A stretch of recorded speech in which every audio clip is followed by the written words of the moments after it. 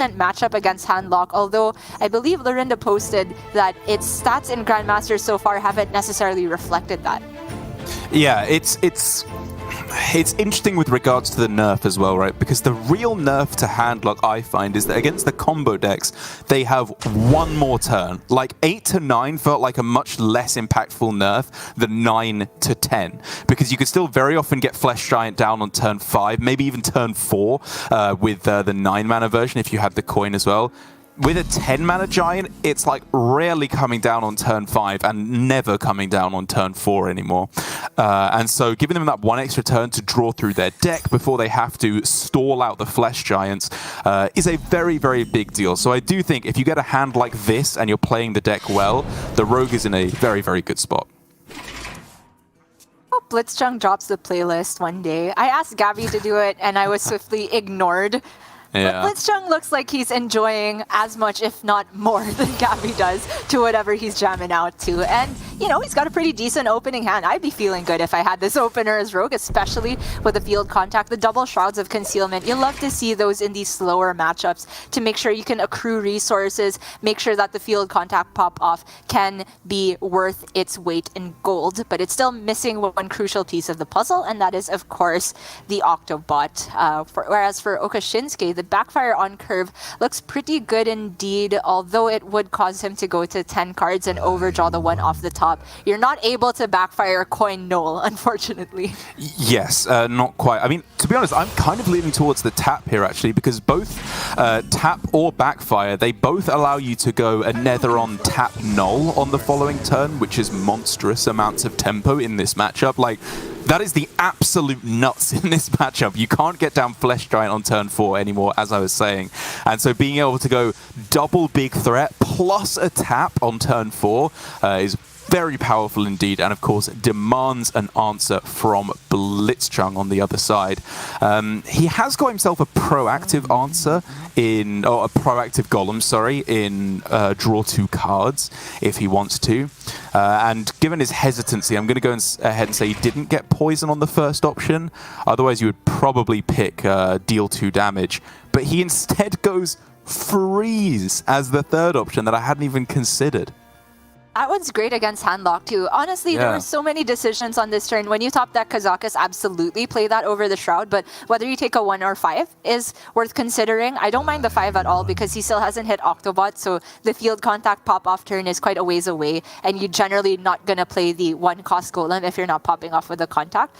So the 5 then, I think ideally would have been proactive, right? If you got Divine Shield copy, I would snap pick that versus Handlock. It's resistant to Soul Rend. It is able to give him good trades into Knolls and even another on, given that he has Dagger and a couple of sources of 1 extra damage.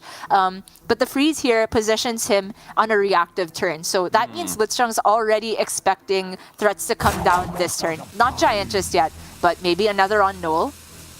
Pretty good to play the freeze into that because Okasinski is not able to raise dead them immediately, and nor is he able to easily remove the giant, the golem rather. It takes a combination of Mortal Coil or a touch plus the Unsable Fellbolt. And this is something that Blitzchang has actually demonstrated in both times we've seen him play this matchup this weekend. It's that drawing cards is good, and you know, you do want to do it in this matchup. You obviously have to do it to be able to get through to your combo, but by delaying your opponent, it kind of does the same thing, and it also gets you more mana. If you just delete a turn of attacks from your opponent with the golem in order to be able to freeze them for a turn, you get yourself up to 6 mana on the following turn. Then you're more likely to be able to discount your hand, get through to the lethal. So I think, again, going for the poisonous deal 3 last time we saw him, and just freeze 2 this time, shows really good understanding of the matchup. But it is a question of how long can he keep waiting, right? Even this dagger hit, you could consider killing the Knoll even if it's frozen, if you feel like you need to swing into something else later. Probably not. I think he's likely to be able to ping off the 5-1 instead. But he is still missing an Octobot, I think. The field contact is not doing enough at the moment. So the time he's bought with this turn, if this Shroud doesn't get him an Octobot, I'd still be pretty worried for him. Yeah, he's bought himself a lot of time with this play. He's also just denied Raise Dead for a turn, which is a pretty big deal in terms of being able to resurrect a Netheron or the Null, of course. Okasinski here going with what looks at first glance like a bit of a weird turn, because spending your entire turn removing instead of tapping through your deck is a bit strange. But with Flesh Giant in hand, this still cheapens it quite drastically.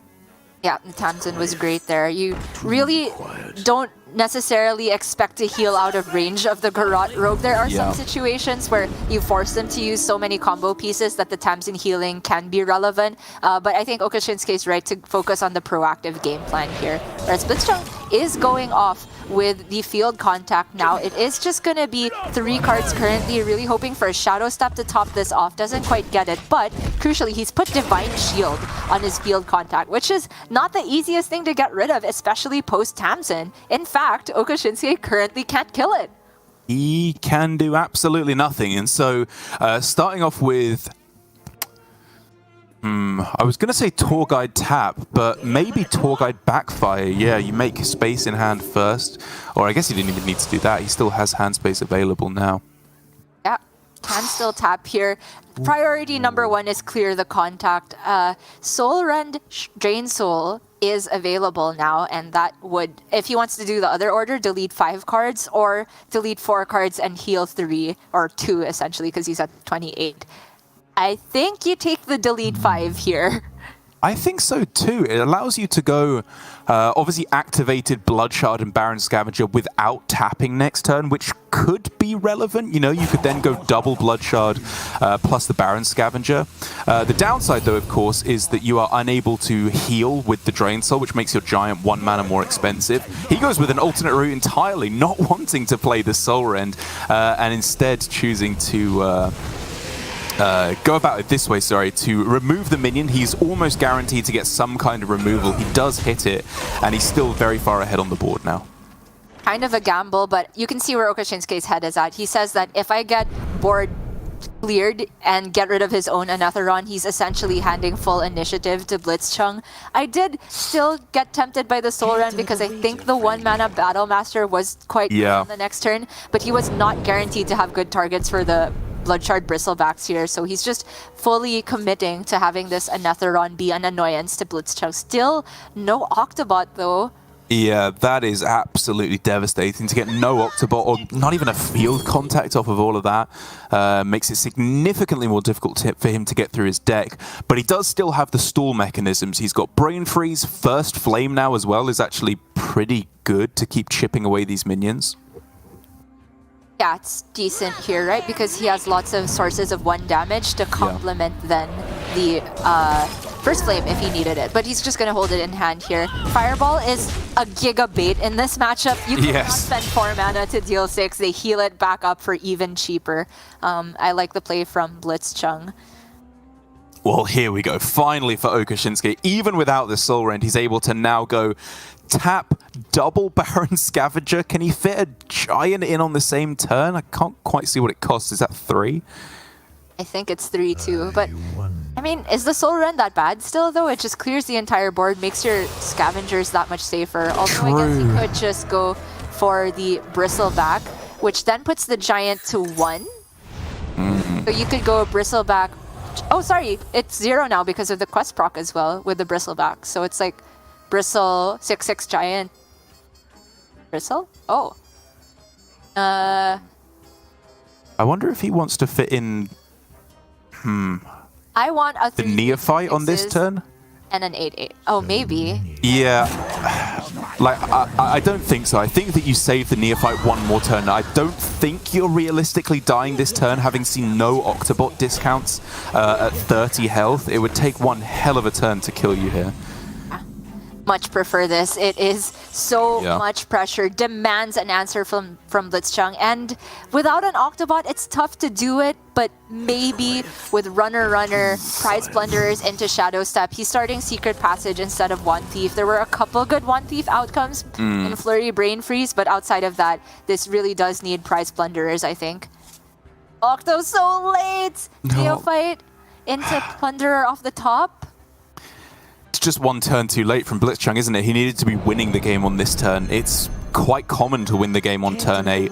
It's arguably even slow when turn 7 is very often the kill turn for this deck. But now, by not stepping the one thief, he of course doesn't even have access to Flurry anymore. Plunderers can still do a lot of work here. Is that the last card? Is the other Plunder? Is the other... Yeah, the last card in the deck is the other Plunderer. So he can get it. Neophyte, Plunder. I think this is well enough to kill this a 6/6 and a Giant with the Shadow Step. He's gonna fatigue. And then he's just dead. Yeah, because of the BGBM. Aww. Give me that. Not what I... So close. Yeah, it could have gone prep Garrot first and dealt all the damage then, but it just doesn't make a lick of difference. It doesn't get anywhere near killing his opponent. Didn't even get the Garrot in there. Whether or not he was trying to, I'm not sure. But yeah, that's just game. Yep, very clean from Okasinski. The setup of all the threats on one turn is just too much to deal with. Blitzchung, shake of the head that there was the Battle Master there, but I mean, it always seems like Handlock always has it, but that's because they draw through their deck so quickly that they almost do always have it, even if they're running one copy. It means that you are unsafe even just leaving a couple threats on the other side of the board, and that's yet another Garrot Rogue versus Handlock going in the favor of the Warlock. Maybe I have to rethink my opinion on the matchup. I generally feel like it shouldn't be that bad for the Rogue, but the lack of Octobot really came back to bite Blitzchung. I need to believe it's a bad matchup for Handlock. I keep losing this matchup on ladder, and it can't just be because I suck. It has to be because it's a 99% matchup for the Rogue.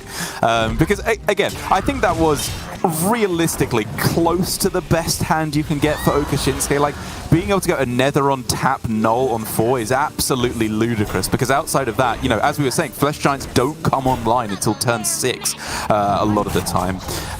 And for Blitzchung, as we were saying, no Octobots until the bottom 2 cards of his deck, or, you know, the Secret Passage to draw them out right at the end is very, very unfortunate. He had quite a lot of time, you know, until turn 8 is more often than not enough for the Garrot Rogue to get lethal. But he just couldn't get there in this instance. The Octobots were not forthcoming, and so we have to move on to the Handlock out of the way. The OTK Demon Hunter for Okasinski, another believer in the old school OTK DH. I'm a fan, just because I'm a brute hater. I mean, quote me on that one. I mean, we'll check the win rates after the weekend is up. But for now, Okasinski is, of course, featuring a different lineup than fellow Japanese Grandmasters as a whole. His lineup overall is more similar to Possessi's, that it has a slight lean towards combo, but he just simply does not believe in the brutes. He wants consistency. He wants the tools to be able to deal with aggressive decks.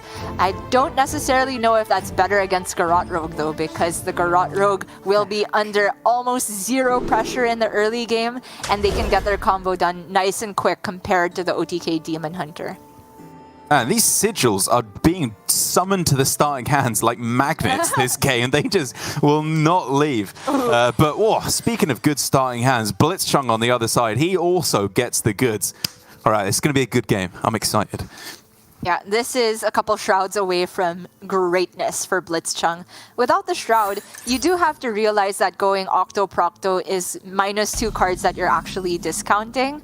So on turn 3, like, if he gets discountable cards, it's just 4 of them that are really going to be able to go off with the field contact. Yeah. I don't necessarily know if that's enough. It probably is if you can top off your turn with step back the field contact or the Octobot, depending on the situation. But ideally, Blitzchung gets other forms of card draw, and the Swindle does somewhat help with that, but it's kind of hard to proc without using a valuable card. The Swindle is a very nice start, obviously, though, as you were saying. I'm not entirely sure about how you sequence it, though. It does make things easier, of course, because you can just play it at any point. But does that mean you play it now, necessarily? Because obviously Swindle does go in combination with field contact for an extra card draw. So I'm kind of tempted to take it slow here with, like, Dagger, Octobot, proc it, and then contact Swindle turn 4? That's true. It means that the prep is not going to actually get any value from the Octo discount. Like, I was thinking if you swindle now, you get a spell that costs something, then you're actually discounting an additional card with the Octo, but that is offset by the fact that the swindle's not going on the Octobot, on the field contact turn. Fair enough. Blitzchang is fine to hold it here because I don't think this turn is the Octo proc turn just yet.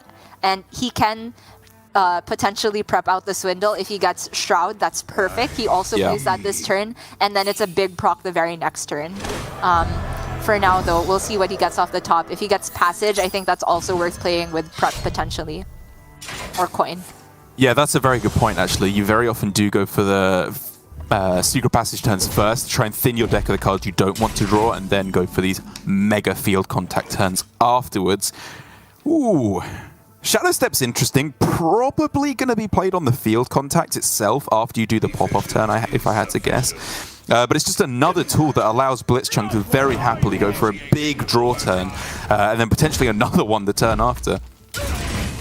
Really only 3 discounts, but holding on to prep and Shadow Step does mean that he gets to go again, like you said, with the field contact. And very deliberate used to go Prize Plunder for the proc here instead of the Og Merchant, which I love. I think the Og Merchant on the field contact can potentially make life a little bit more awkward for Okasinski, whereas you're really not saving the Plunderer for anything in this matchup. There's just no threats until you're dead to Il'gynoth.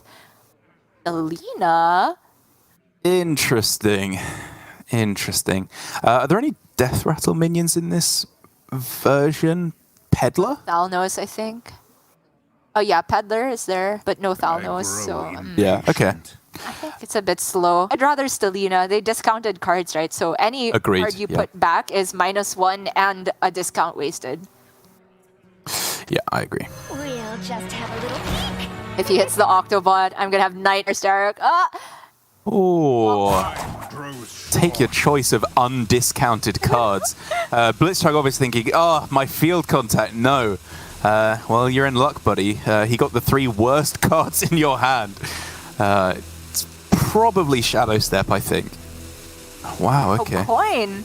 I thought it'd be prep. The prep is always better than Coin, but okay. 3 schools of thought. Hey! That's hilarious. Okay. Well, I guess ideally hoping for Foxy here, get the swindle for free, and if you get like other swindle off of the prep, then that'd be great. Yeah, the discount on the swindle doesn't really end up mattering here, but that's okay. He has 2 steps, able to get the contact back. Ooh, Ignite's nice for a bit of flexibility with the combo. I don't think Blitzchung's in any danger of having to expend Og Merchants early, but it's nice. Ooh, is a premium. Free mana. You don't go for it here. This Shadow Step, though, is very interesting. I'm starting to leaning towards Octobot, actually, rather than field contact. Aww. Interesting, though. It's just carrying on with the draw train. I thought it was between those two. Right. A lie. But the Octo also kind of made sense because his hand was starting to get heavy. But the thing is, he's not discounting any cards that actually proc the field contact if you go Octo on that hand. I mean, it didn't have to be on that turn. I was just thinking having another Octobot, like, if nothing else, it's like it gives you a bumper, it gives you a buffer zone to mess up a little bit more, because then you always have guaranteed targets for your spell damage. And of course, it can just be a very powerful discount tool as well. I agree. I just didn't expect the One Thief at all, because it's honestly starting to clutter Blitzchung's hand a bit. Like, the hand space is an issue and he doesn't have that much mana to work with. Of course, the Mana Biscuit is dumpable at any point, because it's 2 mana and then regain 2. But we shall see. I think the next turn might end up being Secret Passage for him, or like Prep Shroud and go from there. But over to Okasinski's side, this is an easy immolation or a clear, but the Stelina is kind of sad to say goodbye to just like that. Yeah, and he has drawn 2 cards now this turn. I don't think there's any way with the weapon to be able to complete anything. So yeah, I agree. We're just going for the clear. Oh, wow. Wow. Holds Immolation Aura for the next board, you'd have to assume. Interesting. I guess the breakpoint of going face there isn't especially relevant because you can just hero power swing face to get them to 24, which is obviously the big breakpoint. Okay, let's keep in mind there's 8 cards in Blitzchung's original hand here. So if he draws 2 off of, say, a Shroud of Concealment, there's a chance of overdrawing something relevant, like the Octobot after it goes back in the deck. So you can just Kazakus for 1 quite happily, though. Yeah. Wow, okay. Shroud and then hoping to play one of them. Okay, yeah, that works. All right. Fair enough. That's the Og Merchant in hand. One of the key combo pieces. But yeah, the lack of second Octobot here for Blitzchung is maybe going to cause some problems. He has prepped Shroud, so he can get it potentially next turn. But like if he goes field contact this turn, I don't think he gets to the bottom of his deck. So you should probably save that for when you can actually draw all the Garots.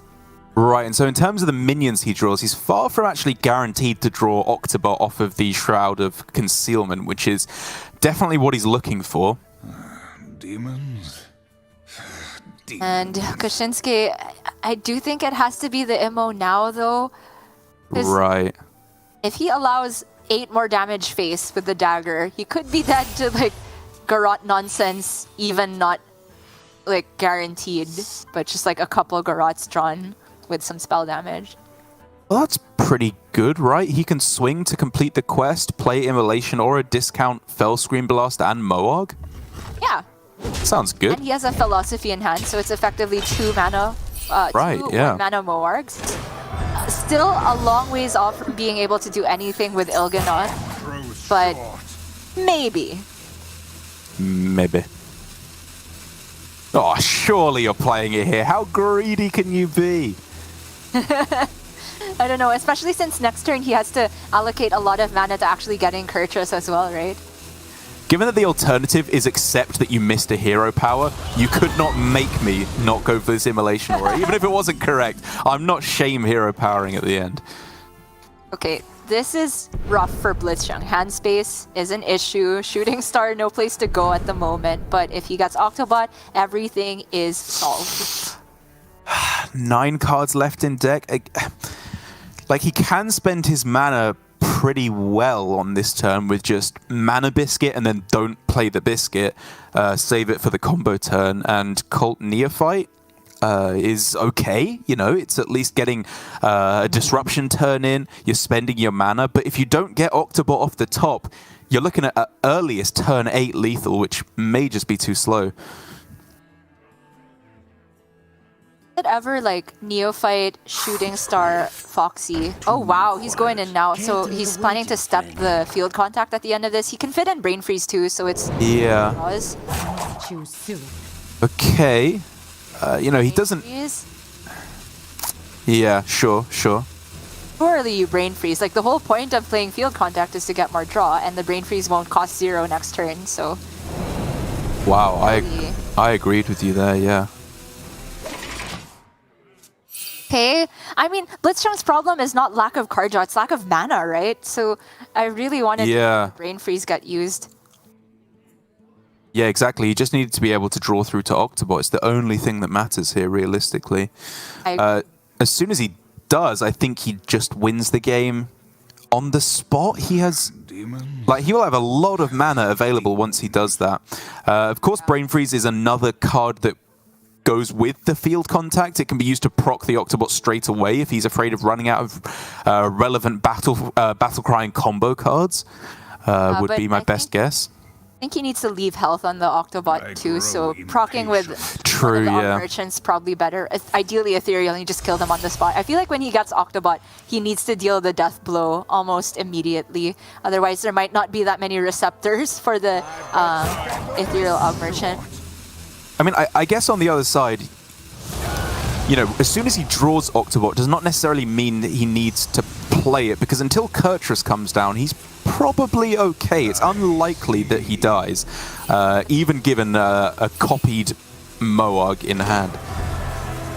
But Okasinski has gotten the quest down, Kurtrus available, so Blitzchung being generous, 2 turns left to do the thing.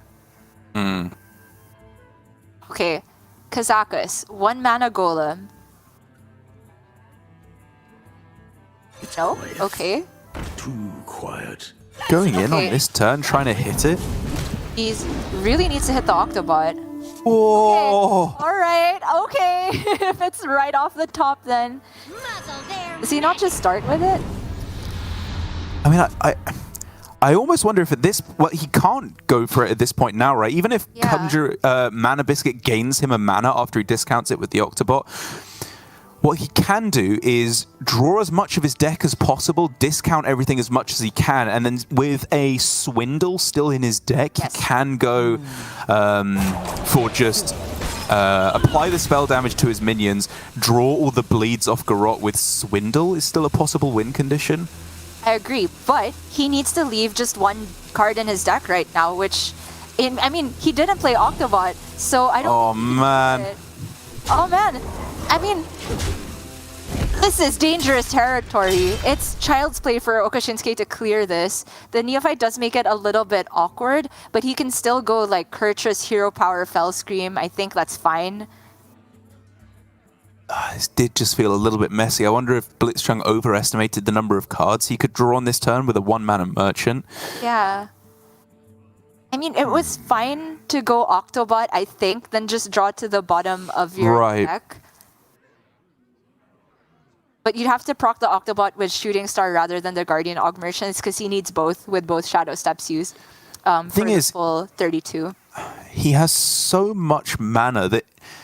So the cards left in deck are Secret Passage, Brain Freeze, Prize Plunder, Swindle. If he draws Secret Passage, then he can try and put all the bleeds into his deck and draw the Swindle. I don't know. It feels unlikely that he's guaranteed lethal on the following turn, and I'm not even sure if it's Yeah. like... Well, it's going to be Just- possible, but far from likely.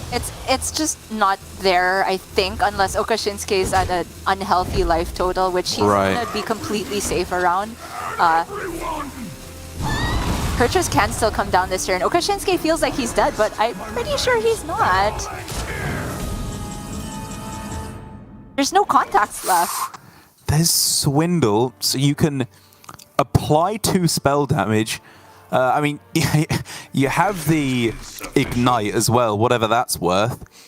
You're paying. It's obviously possible to get lethal on this turn, but it's very flimsy. Yeah. Okay. Actually, he has mana with the Biscuit to go Kazakus for 1 mana Golem Battlecry draw card, I think.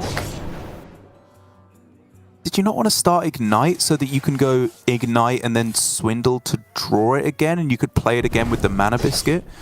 I've not counted, honestly, all the breakpoints. Sorry, I've just... Okay. So what now? Oh, Biscuit, He can play Passage. 3, which is only only 9 12. damage. He can go Ignite Secret Passage, which gets him 9 damage. That's still not lethal. Passage is 12. It's 1 off, right? It, like, each deals 4 right now. Oh, sorry. Yes.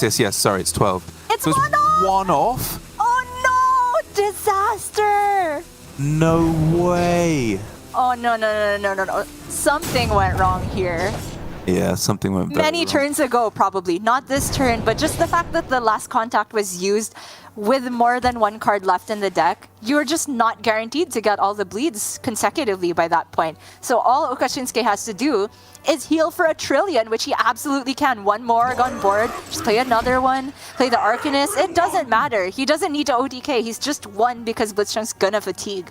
It's just over. Yeah, he has a 7/7 on board, and Blitzchang has no real way to remove it. Like, Ignite obviously does offer technically infinite damage, but I think he's dead long before that ever comes into effect, especially as... I mean, Okasinski, if he wanted to, he could try and go for lethal on this turn with a little bit of extra draw. Like, I mean, just starting by trading the Peddler and see what you get, I don't think it's ridiculous. 1 throw begets another, Dark. No, that's not what I ridiculous. said. That's not It's what I not said. ridiculous, but I mean... Like, just start with your draw options, right? Double jump draws you Eye Beam, so you could do that to heal up for a bit more. And if you just draw Il'gynoth at any point along the way, win the game. Okay, fair enough. At this point, Okasinski is probably in that mental space where I have been handed a win. Can I possibly ever throw this back the other way? And it maybe comes off the back of Kazakus into a minion that he can't deal with. Let's say it gets stealth or something. I don't know. And so he's just trying to be as safe as possible by trying to find the Il'gynoth and just kill right away, like you said. Didn't find it. Then just went for the 99% win play of anyway, just healing by getting rid of the board. I mean, what can we really say there? Okasinski didn't have a particularly tough job. I like the Stelina pick in terms of disruption. It was one of the best things he had available because his deck simply doesn't get to his combo as quickly as Blitzchung's. But man, Blitzchung, it was very strange usage of Shadow Steps and the last field contact, I think. That's the big one, right? Shadow Step on a Wand Thief? Like, that's just the kind of play you don't really see anymore with the Garrote Rogue, if I'm honest. Like, it's the kind of play that you could maybe make back in the day with Miracle Rogue, because it gave you an extra chance at drawing Man Crick from your deck would be the big justification. And of course, Wand Thief drew you burn damage with that deck, which was very valid when you were going for Wicked Stabs and Alexstrasza to win the game. An extra Fireball or Runed Orb was massive. But with this build, I don't think mage spells on average are that high value. There was the problem of hand space that we talked about, and the fact that he didn't get another Octobot. He didn't get another field contact, which would have just won him the game later on had he had an extra one to go in with. I mean, on the Handlock matchup, we said Blitzchung didn't have Octobot. It wasn't available to set up a nice lethal outcome, and he got raised. That was very fair. Every tool that he needed was handed to him this game. I think it's fair to say that, but it just wasn't executed properly. The step Octobot could have helped a lot to make sure he could actually dump cards, even though he wasn't necessarily discounting cards that would go with the field contact. He could wait to go for it a little bit longer. Even if you take one turn to do very weird things, like just play minions and shooting star them, make sure that the field contact actually gets to the bottom of your deck, and then you have the guaranteed OTK. It was rough to see, and, you know, great for Okasinski.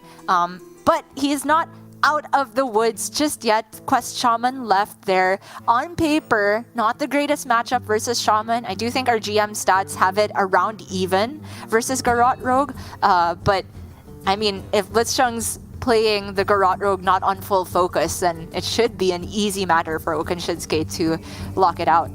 Agreed, but he is going to be going with the Quest Shaman first.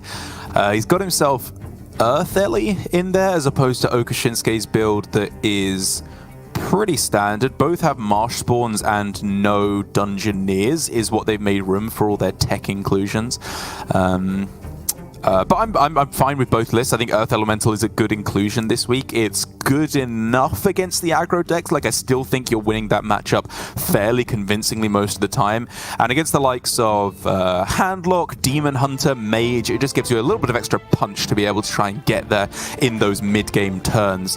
Next week, I don't know if that will necessarily be the case. I think there's very possibly going to be a surge of Doomhammer Quest Shamans, which do have a better matchup against the combo decks. Maybe that's what's been missing from from Quest Shaman, where it has consistently fallen down against the likes of Demon Hunter, Mage, and Handlock. But we'll have to see. We'll have to see, because for the moment, it is the standard lists from both players. And for Blitzchung, Quest, Coin, Marsh Spawn, yeah, that sounds good enough. Yeah, sign me up for that. For Okasinski, it's a little bit less clear because the Marsh Spawn is not guaranteed to be active on turn 3 unless he delays Quest by a little bit. Not the worst in the world. I definitely do like keeping Marsh Spawn in the mirror because it's one of the few minions that is resistant to Perpetual Flame. Like, playing into Flame is never as bad as it is than the early turns, right? Because those are the turns where they don't have to pay the drawback for the Flame because they get to unlock via the first quest completion. Keeping a Flame, still decent because I have lost one too many mirrors where I've just played for full greed, kept the Note-Taker Guidance type of hand and couldn't kill their Feral Spirits. But this is a matchup where I think as players have played it more and more, the school of thought has evolved to be priority Turbo Quest, but don't completely ignore the early game tempo. Yes, especially quest, but especially tempo, I think, is the best advice that we can give for this matchup. But yeah, I do think Okasinski here is making the right call by going for quest instead of wand maker here. You do want to make sure that you are keeping up with the quest. Like going 2 into 3 is nice, but the spell is very valuable. And as we often say, it's just that little bit more important in the matchup to turbo out that quest. That's really what you're looking to do. And there for Blitzchang, it was actually kind of a tough call, I think, between overdraft and charge call. I was leaning the same way as him, but even just factoring in the tradability of the overdraft is worth quite a lot in the matchup. Yeah, I think more so for the unlock. I honestly hardly ever trade away overdraft when I can in this matchup. Like, even if I had 1 mana spare, just because unlocking later on can just get you to an earlier Bru'kan. It makes all the difference in the world because a lot of the time you have to use Perpetual Flame after Quest 1, or you have to use Lightning Bloom, and then even if, say, you can play Bru'kan the very next turn, you have very little mana. But wow, 3/4s all around. Those are high rolls for sure. They are indeed. Blitzchung basically saying, come on, just pretend I played the spell afterwards. Like, why can't you summon first and then I play the spell to clear the board? But either way, I mean, the spell burst surviving intact isn't even that bad, because it means now for Okasinski, if he wants to go Wand Maker plus the Cult Neophyte, it's a disaster. His entire board just gets wiped, and Blitzchung gets to quite happily carry on with his game plan.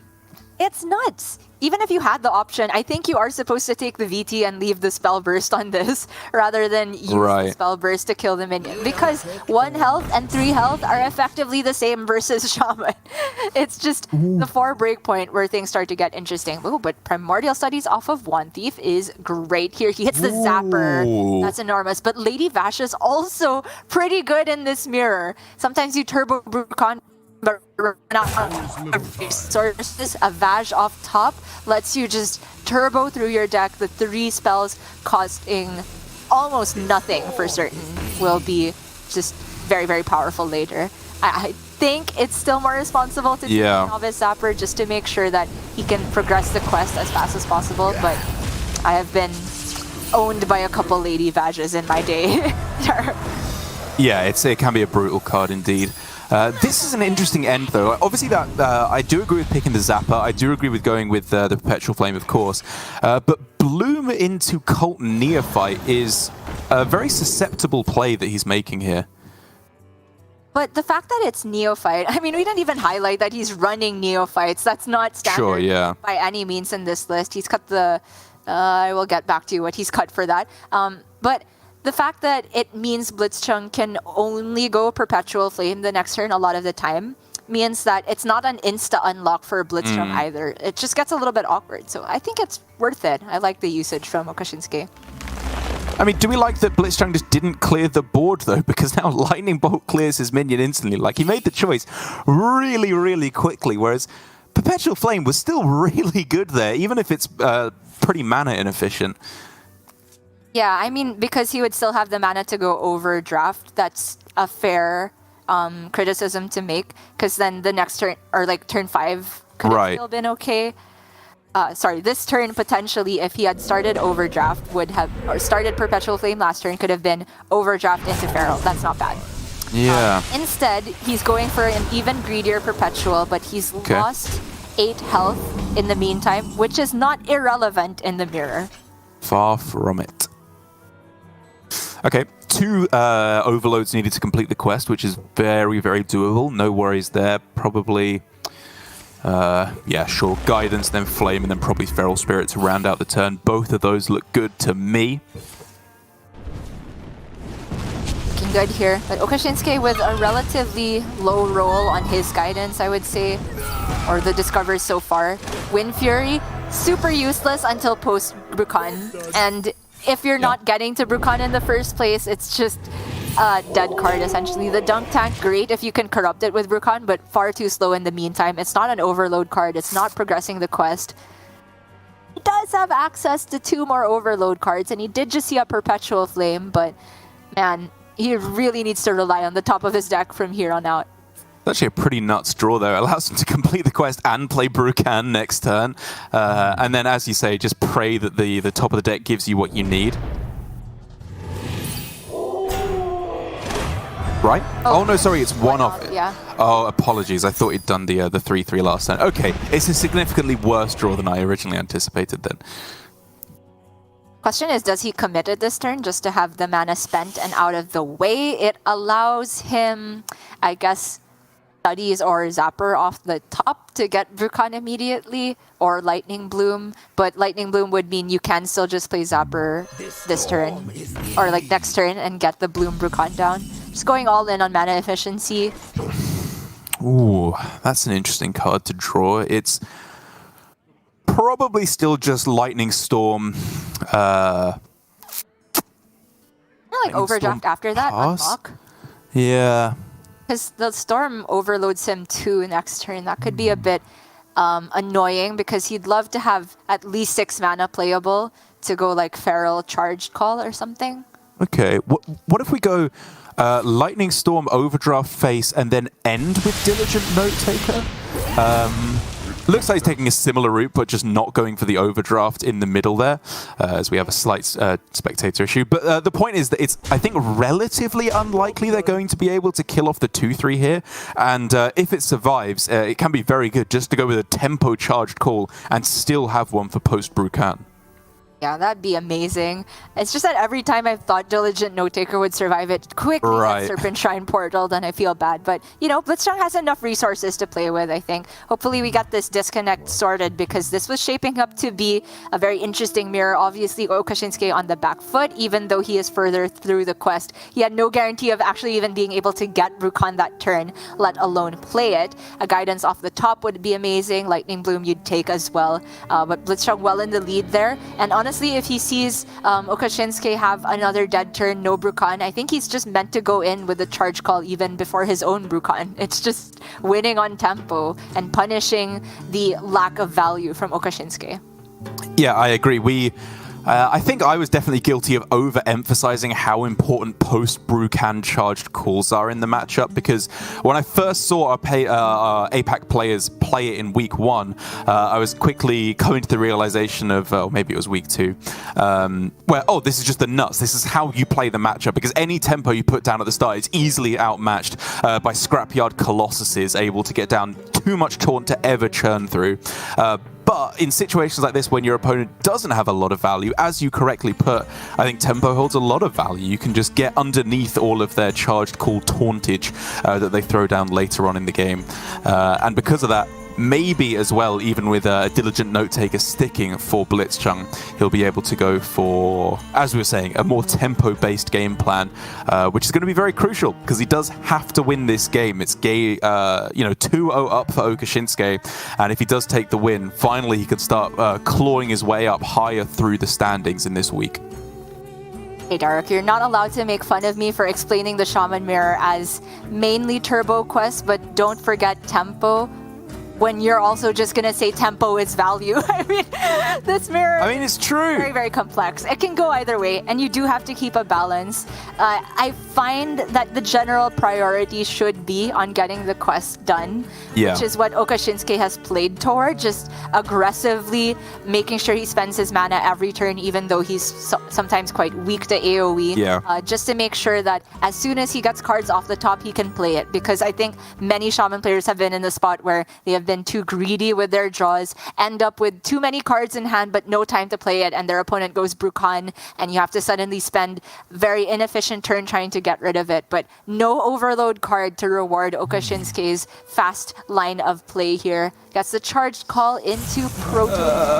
Not bad, but slow. Oh, that was never Arcane Devourer, was it? You could have cast Wind Fury on it straight away just to give it an immediate buff and then maybe get lethal next turn. Dead to 2 damage on board. I mean, if you immediately cast Wind Fury, maybe. Mage Scribe! And Auctioneer! I think it's Mage Scribe though, because he's probably only playing 1 more spell this turn, so... He's got Overdraft, right? You can go Auctioneer, Overdraft. Wait, what? What? No way! How is that ever the pick? I mean, it's the max attack on board. I mean, sure. Tempo. But then, like, the Mage Scribe is 1 less attack for 2 more health and 2 cards. Like, I'd hear the argument for Mage Guy versus Auctioneer. I still think it's Mage Guy because Auctioneer you can play Sure. 2 more spells after, which is like 2 cards drawn versus 2 random generated cards, but you get 5 health on your minion. But the White Mage I did not expect ever. Oh man, Blitzchang's such a degen aggro player. He's like, okay, bigger number, click, click, click, kill my opponent. Again, obviously it's far from strictly wrong here at all, as that 1 extra attack is potentially very valuable. Obviously not the play that we would have made, I think, as you can tell from our reaction, but does carry some amount of merit, I suppose, being generous. Yeah. I mean, realistically, no matter what he took, he was still in a very winning position because he gets to stick so many minions here. The main point of the game plan was to just go in with the charge call that turn, and it is making sure that Okasinski for that one relatively dead turn, last turn, is going to be punished. But is Okasinski dead right away? He trades down a 2-3. Blitzchung can go Rockbiter weapon, trade, 10 face. Not guaranteed dead, but there's a Fire Heart in hand. Well, he can go Novice Zapper into... Oh no, it's not Bru'kan completion quite yet. Yeah, okay, sure. He's quite a ways off, I think. Yeah. Still quest 2 for Blitzchung.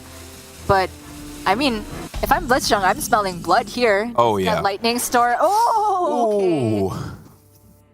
Hold on. This is 14 to face currently. Yeah, it's almost lethal, not quite there. Bolt, yep. Oh! Insta-bolt. So he's 1 off right now, but only has 1 more mana to work with. This always gets there. 10-14. That is lethal. It's just lethal right now. I mean, this is mega over lethal now, but like you swing with the Rockbiter into the 2-3, and then you're 14 damage. Zapper Bolt Face would have been enough either way. But this is another way to go about it. Okay, so if you didn't get other Bolt, you're saying that the 1 attack on White Mane mattered. It actually mattered, yes. Blitzchang is the greatest player alive, is what I'm saying. Okay. Because those 2 cards you would have gotten off Mage card were never damage anyway. Never. Drawing 2 more cards to your deck with Auctioneer as well, and then maybe more the turn after. Puh, garbage. I don't want any of that. I want 1 more attack on my minion. Either way, it worked out as well, I suppose. By the way, that was our first EU level Fireheart we've ever seen. True. Just went bolt into another bolt, 2 bolts I think, and one of the choices was investment opportunity. That's just so illegal. Getting anything for 1 cost of Fireheart should already feel like an immediate high roll, but for it to be exactly Lightning Bolt, Blitzchung knows what's up. Yeah, very, very well played overall. I think, you know, the answer, I suppose, to our argument as to whether or not it's about tempo or getting your quest done as quick as possible is it depends, right? It's obviously very situational, but Blitzchang, I think, expertly realized the situation he was in. His opponent is further ahead on quest. They are, in that aspect, winning. And if we were a little bit more unfamiliar with the matchup, we may put them in the lead then. But as you said, because he realized he needs to go aggressive, plays both his charged calls for 10 attack on board, he's able to then very, very easily push for lethal next turn before the Bru'kan is able to do what Bru'kan does. And so well played to Blitzchung, clawing his way back into this series with at least 1 game on the board.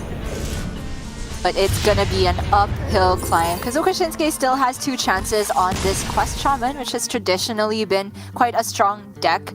Granted, Blitzchung's remaining decks have, you know, decent matchups against the Quest Shaman. The Garrote Rogue in particular, I think, can get there. Maybe the stats don't reflect it as being strongly Garrote Rogue favored, but it has a lot of panouts that it's able to race the Shaman, beat them before Bru'kan comes down, or if it does come down, make sure they're dead immediately the turn after. Blitzchung's gonna head off with the Fel Demon Hunter instead though, which is a matchup that is up for debate as to who's actually in the lead here. I actually like the Fel Demon Hunter's chances because it's not that often that the Shaman gets to heal for that much.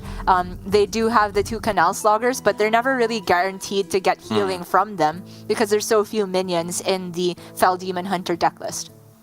That's true. How does that particular list influence your decision-making or your perception of the matchup? Because we've seen a lot of players go with Relentless Pursuit, whereas Blitzchung has got the more heal-oriented version with 2 Chaos Leeches in there instead. That does make a difference. Obviously, we know Pursuit doesn't stack with Jace, but just any damage face versus Shaman is, we'll call it, tenuously permanent. Like, they can discover tidal surges. They do sometimes get targets with Canal Slugger, but for the most part, beating down Shaman and just having a Jace on curve can actually win the matchup. But without the pursuits, there's obviously less total damage that can go face. And I do believe that the Demon Hunter gets there by actually killing the Shaman. They just can't remove all threats because Bru'kan creates infinity threats.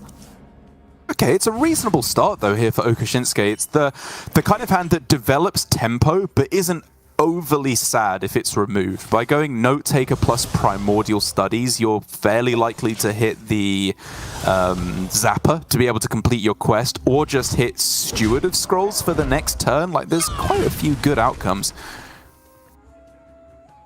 I can definitely. Oh, that's even better. Yes. I mean, it does mean he's not allowed to go Slogger on curve, but I think you take that. For the guaranteed overload card, you get extra, because the Primordial Studies extra, neither of those is guaranteed to get you Novice Zapper, which means neither of those is guaranteed to progress your quest, whereas the Guidance does, and can sometimes even get further overload cards or a draw into them with the investment. That's a great outcome. This start is huge. Being able to go double Note Taker, both with Guidance, getting the investment opportunity for more overload. This is going to be a very, very fast quest progression for Okasinski, and hopefully for him, he'll have the follow-up afterwards as well because of all the value he's generating. For Blitzchang, drawing Il'gynoth this early is not what you want to see. At least it's on the right-hand side of the Skull, but it also means it's not being discounted by Skull, so he doesn't have access to that surprise victory he took over Shaxi yesterday in terms of discounting both Il'gynoth and Moarg. If he discounts a Moarg, he can still get there around turn 8, turn 9 maybe, if he can also discount a Fel Scream Blast, but it's all dependent on what the Skull actually gets to reduce. Also, to even outcast the Skull, he needs to play an Arcanist, which is kind of a high price to pay, but usually that Arcanist can be played with Immolation Aura anyway, and you want to do that to clear a Shaman board. Yeah, exactly. The Canal Sloggers, the Feral Spirits, very often Serpent Shrine Portal minions also need a little bit of extra juice to get there. This is obviously the most obvious play from Okasinski, and the one I think I would have ended up making.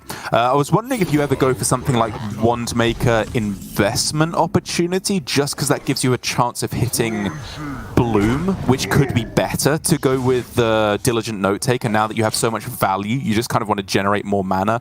But even then, because of the low likelihood of that happening, I do like just taking the steady quest progression and continuing with all your value generation as well. Hand space starts to become an issue though, because Okasinski has generated 2 very slow and reactive cards in the Lightning Storm and the Tidal Wave. Tidal Wave not always useless in this matchup. Sometimes the Fel Demon Hunter just swings face a bunch of times. You have no healing, and then suddenly you heal for 12 off of Tidal Wave. It can make a big difference later, but obviously that's your entire turn if you play it. So for now, Okasinski's not going to be playing these generated spells, hoping to get something better off of Guidance number 3. And if going, wow, okay, that'll do very nicely. I'll save my monologue for afterwards. As Skull off the top, we're looking for Arcanist. And okay, that's about the only good card. Yeah, Moarg would have been absolutely ridiculously strong and could have led to lethal in 2 turns' time. But for now, extra skull. It's an extra skull, yeah, out of nowhere, which is a very, very big deal. And so now Blitzchung can go for, as you were saying, Arcanist Immo to clear the board, Skull the turn after. It's looking strong.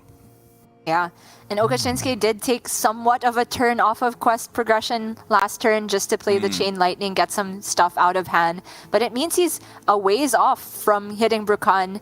Playing the Canal Slogger honestly feels like the window has closed for that. Spending 4 mana to progress your quest by 1 feels far too slow in the matchup, especially when you're already quite weak to Immolation Aura. Oh my god, these are so reactive. Yeah, those suck. I mean, the only really good one he got was investment opportunity, which you're not sad about, of course. But yeah, not the best outcomes, but he's still getting through his quest very, very quickly, which is the important part. This is on the zapper too. Oof. Bash? I guess, yeah. I'm just so concerned for how much mana Okasinski has to spend just to create space in his hand by this point. Yeah, it's true, isn't it? Oh my lord. I mean, you just... Equip it's really tough. Skull means you discount 2, overdraw 1, and the next draw after this turn. Throw away the 0 mana Arcanist. Yeah, sure. No. I think this is smart. You lose your combo potential, but that's not even necessarily what you're looking for in the matchup. Like, this is still just so powerful. True. It's a lot of tempo. Could mean discounted Jace.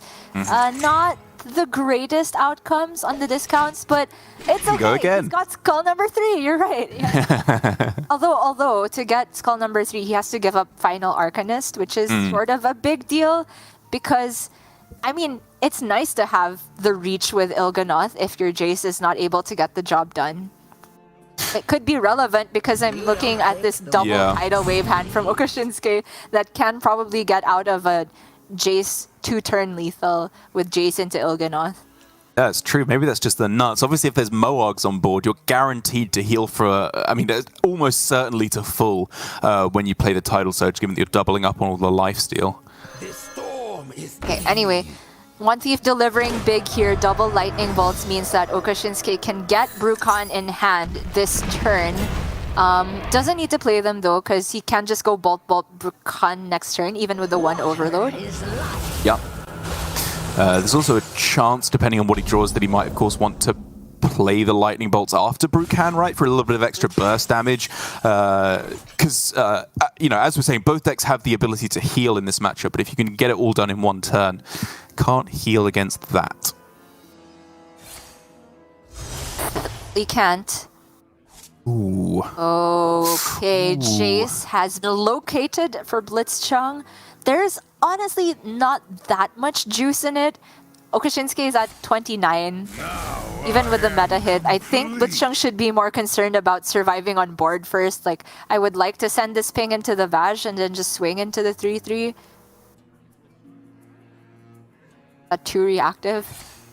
I kind of just want to start getting some damage faced. Like with Metamorphosis played, Jace in hand, you can get quite a lot of damage down. That's fair. Jace just doubles up on that Fury next turn. Yeah. I guess a Chaos Strike. I honestly don't know if there's been that much played. Like 0 Fel Barrages, Immos, an Immo for sure. So this is interesting now because obviously I think my first glance is to go exactly what you were saying, bolt Bru'kan, and then you have double investment opportunities to go alongside that next turn to draw your entire deck essentially. But if you get Bloom off of these investment opportunities, maybe you can like double up on a lightning bolt, and with double spell damage in play, that is worth quite a lot of damage. It's so tempting, but if you miss, then that's just 1 turn you're delaying Bru'kan by, which is enormous every matchup. Just getting the 5 mana spent out of the way. I think it's too clean to give up here. I mean, if he'd gone investment opportunity into double Bloom, I think that was actually just lethal with double bolt, exactly lethal on that turn for the extra 10 damage. But obviously I am living in fantasy land here, as this makes a lot more sense. Okay. Again, I don't think there are that many spells in this Jace. Like, not 22 worth, and also refreshing the Metamorphosis does nothing this turn, so I think Blitzchang has to take a turn off to heal and clear, which is using the 0-cost spell screen, which feels awful. Wow, is it really just Jace at this point? I thought it would be another setup turn, as you were saying. This also lets it heal because you are buffing the Aldraki, but let's see what's in here. Okay, yeah, Chaos sure. Leech is big. A strike, meta refreshed, Fury for 1. Bru'kan left alive? Question mark? Oh, disaster! The Leech missed on the Bru'kan. Well, it couldn't clear it. It was only 3 damage. There was no way to clear the Bru'kan with this chase. This felt really aggressive. Like, he still had another Metamorphosis ping he could have used and then re-equipped after. Like, there was a powerful cleared and heal turn available. Well, what Blitzchang has done is set up a lethal next turn with Il'gynoth, Talented Arcanist, Blood Mage Thalnos, and the okay, sure. Cream. Is that... Wait, plus 3 spell damage? It's 12. It's 1 off, right? In terms of the mana that he has available... Yes? It's 12 whether you go Arcanist plus Thalnos or Moarg plus Thalnos, I think. Right, and so with the ping, that brings it up to 16, right? Because you have 1 mana left over either way. Oh yeah, he has 9 mana next turn, so it is a lethal setup. Okay. It is a lethal the line setup. now from Blitzchang. Yeah, but it does have counterplay available. Whether or not Okasinski will see that, because there are so many breakpoints to be working around here. It's an interesting play. I mean, he does have access to Canal Slogger to go to 19. Yeah. I think 12 is a reasonable number to play around. You can also... like. Okay. So he's alive at 2 right now. He's alive. Sorry, 3. Yeah. Alive at 3. The tidal waves don't really have targets at the moment. I think Blitzchang has been quite liberal with his health total and been okay with leaving up the Bru'kan because he saw double lightning bolt. One of them generated, I believe. Yeah. Yeah, I don't think there's any way to get lethal with like Arcanist, Fel Barrage, Face. Like you can get 8, 12, 6, 14. Not a million miles off, but I don't think it's quite there. Chaos Strike. I mean, surely he has to kill the Bru'kan now. Surely, yeah. But with what? Like the 0 mana Thalnos, I think, is extremely valuable to him right now. Right. I'm thinking either Arcanist or Thalnos comes down with 1 Fel Barrage. But this way, I guess he's double barraging instead, which means he misses a ping. Or ping barrage. Okay, miss a ping face. I don't know if he had to spend mana on studies is the thing. Like, weave in a ping face and get rid of Bru'kan by playing Fel Barrages. I think I like that a little bit better. But it's most okay as long as he gets Okasinski down to like below 24, which he was always going to be, because it's 24 next turn. But so now available to Okasinski, he has obviously the ability to heal for 12 with Novice Engineer plus Tidal Surge, right? If he wants to, which is pretty valuable as an option on this. 12 even without the Zapper, right? Because I think Tidal Surge goes off twice even if the minion dies. Oh, really? Okay, okay. I've done this once or twice, but I can't quite guarantee. Of course, if you go Zapper, you heal back up to full. But Zapper's quite valuable to actually save for the bolts, and maybe you get a Serpent Shrine off the top. Yeah. But if this entire turn is just Tidal Wave from Okasinski, right, extremely slow. I wonder if there's any way to maneuver Neophyte to do anything as well. Maybe not at 15. I mean, you could bloom it out if you really wanted to. Okay. He's gonna bloom the Tidal Wave. We'll get to see the interaction. I'm pretty sure, like... I think you're right, yeah. It heals twice. Like, yeah, 12 and then again, right? It went 12 again, but it only could heal for 3 more by that point. It did plus 12 and then plus 3. And so but then, not to say the turn was strictly wrong. I mean, he didn't need to... Well, he had to bloom to get the Neophyte and the Tidal Wave down, I'm pretty sure. Right. Which is... yeah. I grow impatient. If you wanted to stay above 24, he didn't need to do that. But if you wanted to like go to full and also get the Neophyte down, then you didn't need to do that. But losing the bloom is a big deal because obviously he's overloaded for 4 next turn. And Blitzchang is kind of chilling. Big chilling for the moment. I mean, again, Okasinski is not a million miles off lethal. Well, he's actually just a single burn spell off lethal. Until this swing came in, apologies. He has 16 damage, right? If he gets the Serpent Shrine or another bolt.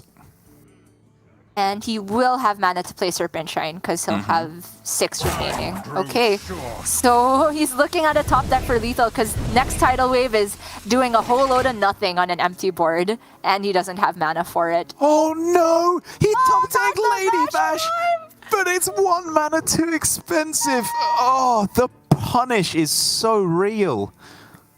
Disaster! 2 portals and possibly investment opportunity presented lethal there. Charged Call was also just decent to, like, from his perspective, set up a board lethal. We know that Blitzchang would have had lethal through the through the Charged Calls, but against this top deck, it's not a challenge whatsoever. Oh, this turn just hurts me. I can't even look at this, at the full pass here. And now, yeah, you play all your stuff, you hit the lethal. It's very easy for Blitzchung. We are going to game 5. What a brutal end for Okasinski. Derek, if he knew the Tidal Wave interaction, I am not certain if he would have still felt the need to play Neophyte or not. But if he had not overloaded with the Lightning Bloom, he could have played Vash that turn and maybe hit double Serpent Shrine Portal off of the Vash. Yeah, I'm gonna go ahead and say that was just a mistake from Okasinski. Like, even the slight wince he gave us after he made the play, I think it implied that he had not quite considered the way that the interaction would work. Obviously, any good Hearthstone player knows that intuitively and would never it's not intuitive how that all. works. And so, obviously, I'm just going to belittle and shun Okasinski for not knowing that one. But yeah, I mean, just a strange game overall. Like, for Blitzchung, when you laid it out that he was going for a lethal setup, it made more sense, the line he was going for with Jace, but it was still vulnerable. It wasn't a necessarily guaranteed setup for lethal, whereas I wonder if maybe waiting 1 more turn, getting an extra ping face with the hero power, and then re-equipping with Jace, having mana that turn for another hero power, might have been worth a little bit more. It was a very tough turn. Yeah.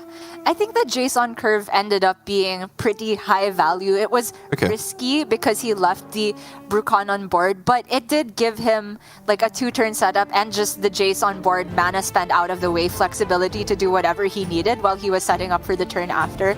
And it's particularly because he saw the bolts from Okasinski, I think, that he felt that he could be a bit more liberal with the health total. The turn I was more concerned with was just how he got rid of the Bru'kan the turn after, like missing a mana, prioritizing card draw over just playing a barrage or weaving in a ping. I'm not so certain. But the bravery of going for the lethal as a macro game plan, I want to laud Blitzchung. Blitzchung 4 for sure.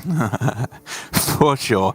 But here we go. Shaman versus Rogue. I believe Lorinda, our statistician, just gave us a stat that Shaman is actually leading this week against Garrote Rogue 8 games to 6, which is kind of surprising to see. And if anything, Okasinski, I think, will have bolstered his matchup here by swapping out the Dungeoneers for Neophytes, which is going to be a real tough time for Blitzchung to be able to fend off the aggression, complete his combo, all while the Neophytes could be messing up those key turns.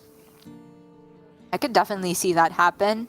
I do think Neophyte is more brutal versus Shaman than it is versus Rogue, though. I think it disrupts way more in terms of Shaman turns, especially since their mana is so tight and kind of outline the turns that they want to, like, spend Feral Spirits to go Feral Spirits again, and they have little flexibility with Overload to play around that. But Neophytes, like double Neophyte when the Rogue has exhausted their deck and they're just definitely going for lethal the next turn, it can just delay by a whole turn, and usually the Rogue doesn't even have a board by that point, so maybe it comes in clutch a little bit later, but for now, I'm certain that this Neophyte is way more of a pain for Okasinski. Coin Feral Spirit not available. Yeah, it does mean he has to take it a little bit slower. Goes with just Novice Zapper on curve, which... yeah, okay, it's unlikely that the Perpetual Flame is going to be needed to bump up to 4 damage over the next few turns. And so just tempoing out his quest a little bit quicker and contesting this Neophyte. Yeah, sure. Yeah, Blitzchung taking the turn to go contact, step, contact, which is the most mana efficient play, but it really means he needs to hit big off of the secret passage, right? Because he's not really discounting that many things with the Octobot, and I don't think he's allowed to go off with the field contact for only 2 or 3 draws in this matchup. You do need to get to the bottom of your deck very, very quickly. Prep passage? I like that. Octobot? Really? He's discounting 2 cards! This Octobot Wow. Oh man, I don't know about this. Is that really correct over passage? Like, you can hit Shroud, you can hit Swindle as the absolute nuts, but even if you just, like, play a bunch of minions, like, I don't know, surely that's still better than this. I agree. If you hit Shroud, Swindle, or even minions on board, like you said, you just wait a little bit longer to discount enough things with the Octobot. And I can see a world where you go for this play on 3, but it means you don't step the field contact, because having the Shadow Step then becomes relevant to make sure you can make the contact train keep rolling. Like, Blitzchang has the opposite problem as the other game, where he has so much mana, but not really enough guaranteed cards to make the contact truly pop. Ooh. Now that's a tough choice. I can see the argument for all 3 of those, in all honesty. I got baited by Tiny Toys so many times. Like, the number of good 5-drops, I think we've been kind of spoiled by the old Jandis Barov, but yeah, it's actually not that many when they're reduced to 2/2s, of course, because usually you're just happy at seeing overstated minions and not the additional effects. But he goes instead for contact with the secret passage this turn, which means thought it'd be Neophyte, but okay, it's one more mana spent on a not draw effect. Okay, 1 Thief, Shroud of Concealment. You're probably still just going 1 Thief. Yeah, okay. Apexis Blast. Oh man, what is happening here? Like, step the field contact again? He has step 1. Okay. He's just going for draw here. Fair enough. There's a lot of good outcomes on this next draw. Any Og Merchant. Yeah, you'll give him one just to get the draws. He's all in on this. He cannot afford to stop drawing with field contact at this point. He's used both Shadow Steps though. Like, he can only deal 24 damage with the full combo now. That's true. You can discover spell damage off of Kazakus, but it's extremely inefficient. Man, weird turn. Weird game plan from Blitzchang. Like, seeing it in action, he should have got... this turn should have been better than it was. He got quite unlucky with the number of minions he could play. But I'm still not necessarily sure if I like the game plan. Like, as we were saying, going for Secret Passage without the contact, yes, you're kind of hoping for exactly the card draw cards, ideally. But you have a reasonable chance of hitting it, right? Or at least just 1 Thieves to fill up your hand a bit more. I agree.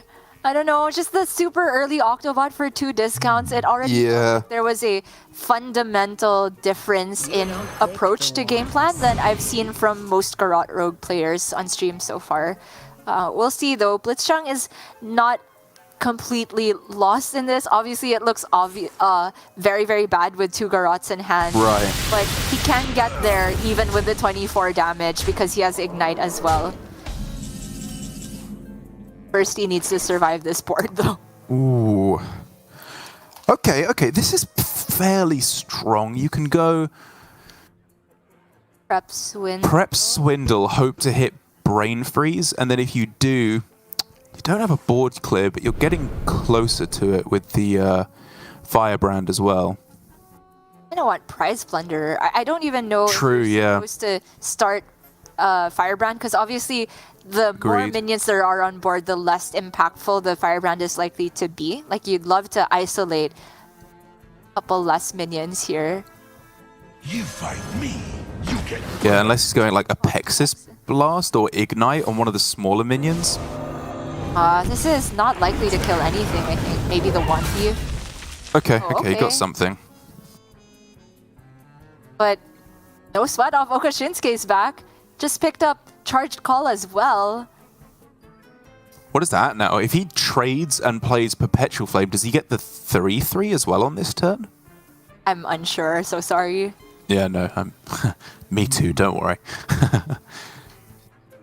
But if it's at least a 5-drop, I'd fully endorse going for it. Blitzchung's at 19.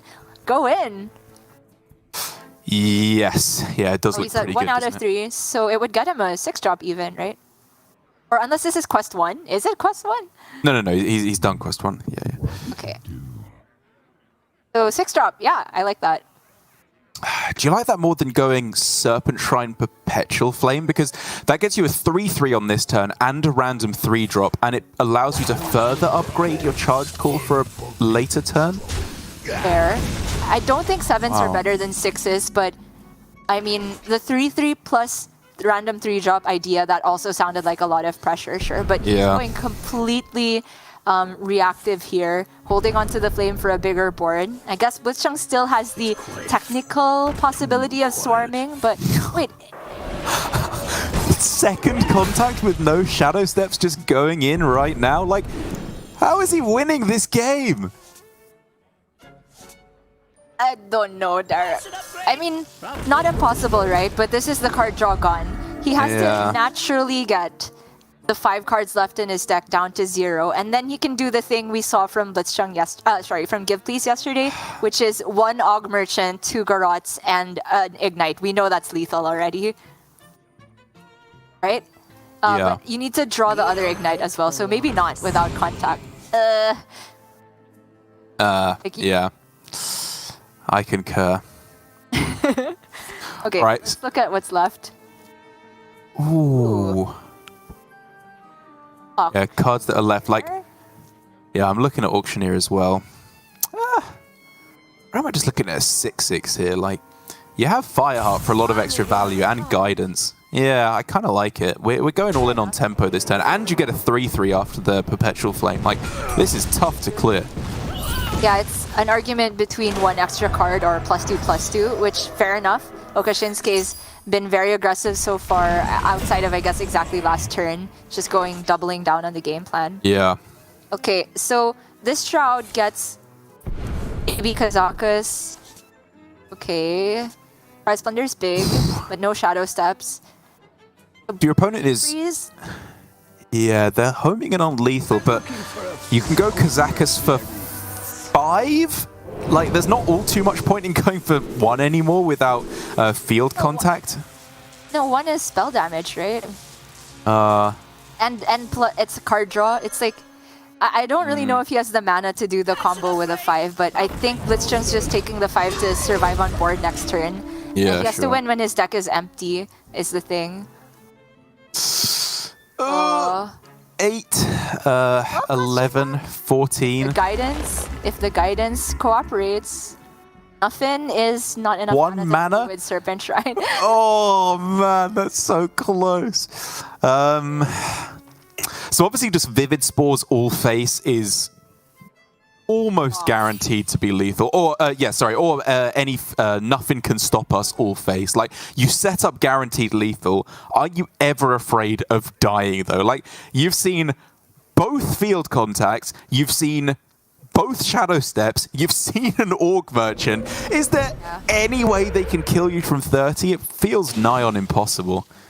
You know, the one of the One Thief generations as well, I think. Doesn't know about the Ignite, but I really don't think it's possible, even with the 1 mana golem for draw here, because Blitzchung's on 2 cards left in deck, not 1. Okasinski has also seen both Swindle. So Blitzchung's going for the thing again where he needs to hit all the bleeds at once. Wait, what's the card draw though? He can't hit all the bleeds at once, he just shuffles. Did the golem get draw? It's lifesteal +2/+2, I think. Oh. Board. So, no, he can't. He just has to try and clear the board and survive that way? Yes, I think that's what the Octoprocto was for. Yeah. 1, 2, 3, 4, 5 cards played with Ignite Prize Plunderer. If you ignite the 7/7 Prize Plunderer, then kills it. He plays Golem, he trades, there's 2 damage left on board, and Okasinski is One off lethal? 1 damage off because he traded instead of going face last turn. And he's losing on board? Wait a minute. With a This life Fireheart steal? always gets there. This Fireheart always gets there. It has to. This is the punish for him trading into, what was it, like a 2-1 last turn instead of just going face with his one thief? Is it a one punish make it though? even? Oh, it's too expensive. He needs to go devolving so he can hit. He needs to hit lightning bolt. Or do you not just take the other Serpent Shrine to hit Rockbiter as well? Maybe. Yeah, maybe that was better. Investment. Molten Blast face? Molten gives you 0 outs for lethal the next stroke with 1 mana left, I think. No, he still had the attack wait, face, so it could have been Oh, Lightning right. Bolt. Yeah, it could have. You're right. Another investment. He can still hit Lightning Bolt, right? There's still Yeah. Yep, 2 in his in the deck with the spell damage. Oh, come on! It's so close. I mean, he has to. Really? You don't go for it? Trading. He's bailing. He's trying to survive on board. Yeah. But does that work? Oh, it's pretty bolt. good. Oh, he found the bolt. Oh no! Okay, I think you just bail, play Neophyte here. I think it's fine. It's fine, right? Right? Because there's no more spell damage. And Blitzchang can't draw any of the Garots. So what Okasinski has done is just survive this turn. Right. He has 6 damage from hand next turn. It's all good. Nothing is all good, Gia. I don't know what's happening this game. Like, I don't want to call anything a throw because I'm not certain enough, but this feels really weird on both sides, I'm going to say. Like, very, very weird. I'm out of cards. I think what Okasinski did made sense because he knows what's left for Blitzchung outside of a randomly generated mage spell. Even if this was, let's say, an arcane intellect, each Garot is only dealing 8 here, so it's essentially 16 burst at best for Blitzchung with only 10 on board. Like, Okasinski is never dead here. So he just bailed, took the Neophyte, and then just set up the lethal the turn after. I think it's pretty good. Fair enough. I got tunnel vision on looking for the lethal, but he knew he could. I mean, he wasn't guaranteed to get the bolt afterward, but he just prioritized surviving over finding a lethal over that one turn. Man, what a series to end the day on. I am exhausted after that one. And Okasinski, man, what a roller coaster of emotions it was for him. He was embarrassed at points, elated at points, and at the end of it all, I'm more confused at the end than I was coming into it. Like, the way that Blitzchung plays the Garot Rogue, like, it looked wrong in that game. But we have to bear in mind, the gamble that he was taking didn't pay off. Like, his line of reducing 2 cards with the Octobot, still don't think I disagree with it, but the point of it was to allow him to go for a huge field contact into Secret Passage, into draw a million cards. He missed on all the good outcomes, like Guardian Org Merchant, I don't know, Foxy Prize Plunderer, the Cult Neophyte as well. And so he had to make do with what he had. I still don't think that gamble was worth it to use an Octobot on such a miserable hand, but it's just so different from any way I've seen the deck played before. It's very interesting. Yeah, I agree. I feel like there's so much room still left to be explored on Garot Rogue. I've seen players go for so many different ways of finding the combo pieces or the ways that you put them together. It's a very complex puzzle with millions of different solutions, and there's different ways to win every single matchup. You can go for board-based game plans. Like, Blitzchung nearly got there at a last-minute pivot to the board